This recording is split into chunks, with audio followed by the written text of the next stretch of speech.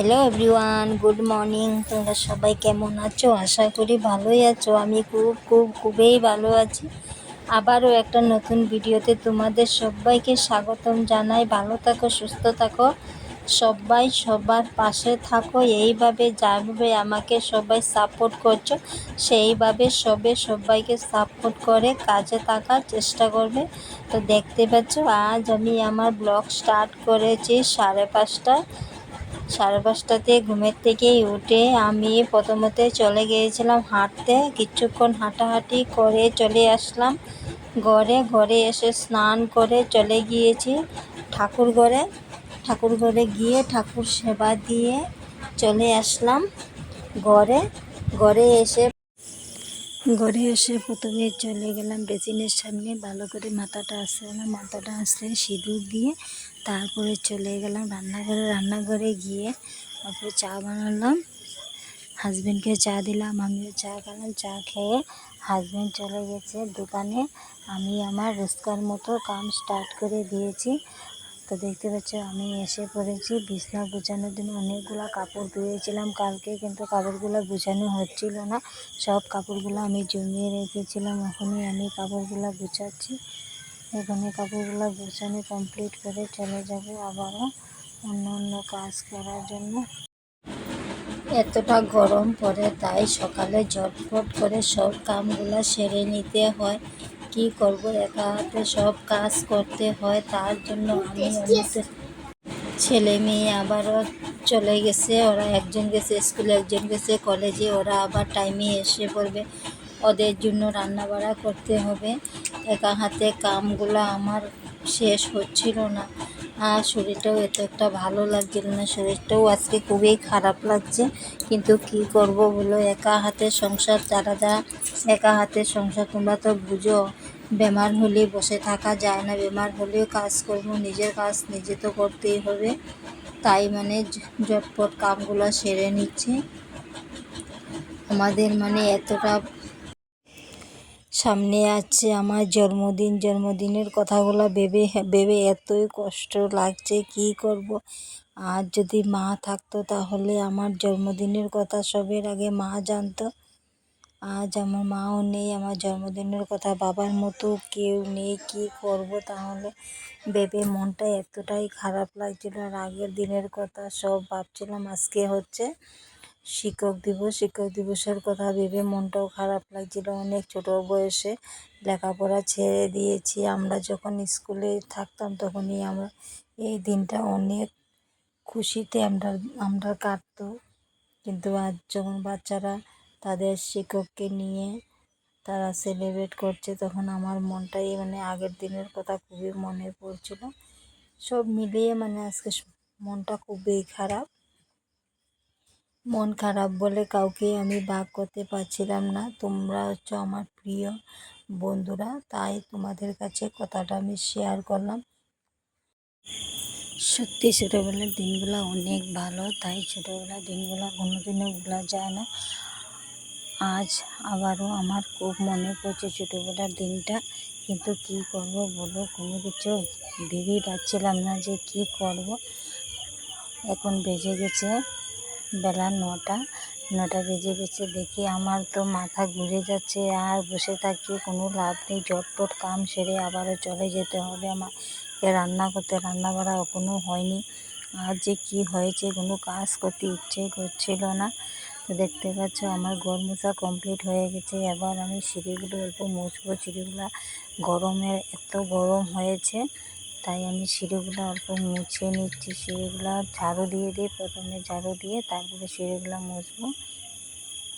বাচ্চারা সব সিঁড়িতে খেলাধুলা করে, তার জন্য সিঁড়িটা কমপ্লিটই সবসময় মোছা হয় না।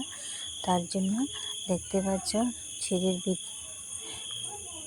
সিঁড়ি মোছা আমার ঝাড়ু দেওয়া কমপ্লিট হয়ে গেছে। এবার আমি এসে পড়েছি।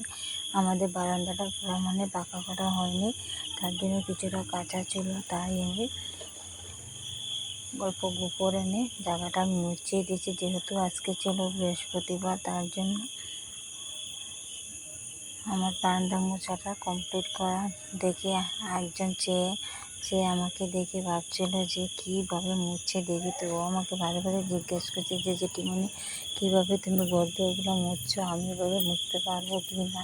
আমি বলছি হোক, তুমি আমার মতো যখন বড় হবে তখন তুমি ওটা করতে পারবে। তো আমাকে বারবারই একটা কথাও জিজ্ঞাসা করছিল। ওকে আমি কথা বলে বলেই আমার কাজগুলো আমি কমপ্লিট করে নিয়েছি। দেখতে পাচ্ছ অলরেডি আমার বারান্দাটা মোছা কমপ্লিট হয়ে গেছে। এবার আমি সিঁড়িটার নিচে চলে যাব স্নান করতে।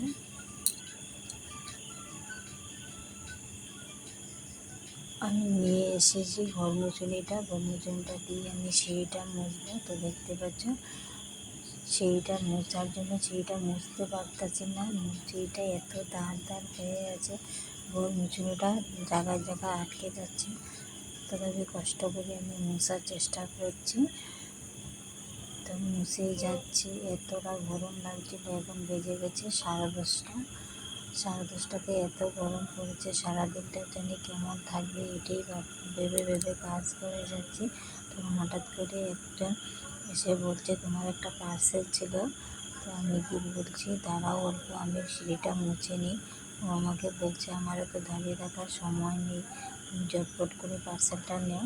তো আমি কী করছি সিঁড়ি মোছা কমপ্লিট করে আমি এবার চলে যাব পিছনে গিয়ে আমার হাত পাটা ধুয়ে তারপরে ঘরে এসে পার্সেলটা রাখবো। কিসের পার্সেল এসেছে, কী পার্সেলে এসেছে কিছুই আমি বলতে পারছিলাম না।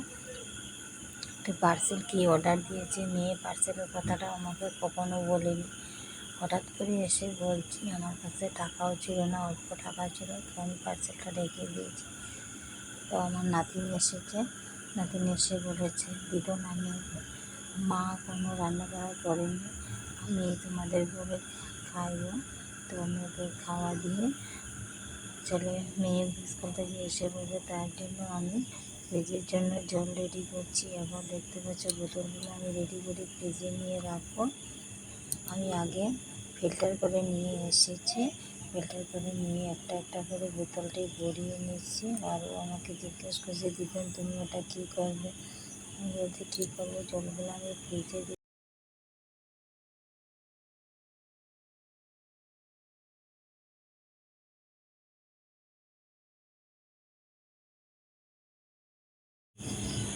আমি একটা একটা করে বোতল ভরে নিচ্ছি। এবার বোতলগুলো ভরা কমপ্লিট হয়ে গেছে। এবার নিয়ে যাচ্ছি ফ্রিজে রাখার জন্য। দেখতে পাচ্ছি এখানে 4-5টা বোতল নিয়েছি ফ্রিজে রাখার জন্য। আমি একা হাতে ফ্রিজটা খুলতে পারছিলাম না, তথাপি আমি বোতলগুলো কোনো রকম রেখে আমি বোতলগুলো ফ্রিজে রেখে দিচ্ছি।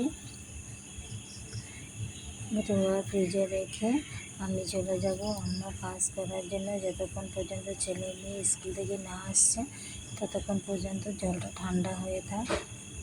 বোতলটা মুখাটা ফেলে দিয়েছে, এবারে মুখাটা খুঁজে আর পাচ্ছিলাম না, থাক পরে খুঁজে নেব।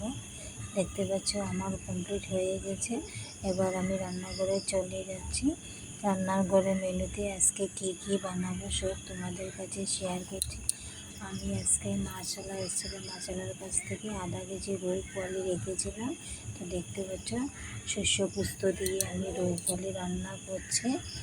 রান্না কমপ্লিট করে আজ বিকালবেলা যা বলছে চলো আমরা 10 ঘরে পূজার প্যান্ডেল দেখতে যাই। তাই আমরা দুজন মিলে চলে আসলাম পূজার প্যান্ডেলে। পূজার প্যান্ডেলও মোটামুটি কমপ্লিট হয়ে গেছে, কিছুক্ষণের মধ্যে হয়তো তারা কাপড় ব্যবহার করবে। আবারও তোমাদের সাথে দেখা হবে। আর বিশেষ কিছু বলছি না, এবারে আমার ব্লগ এখানে শেষ করছি। তো টাটা বাই বাই, পাশে থাকো সবাই।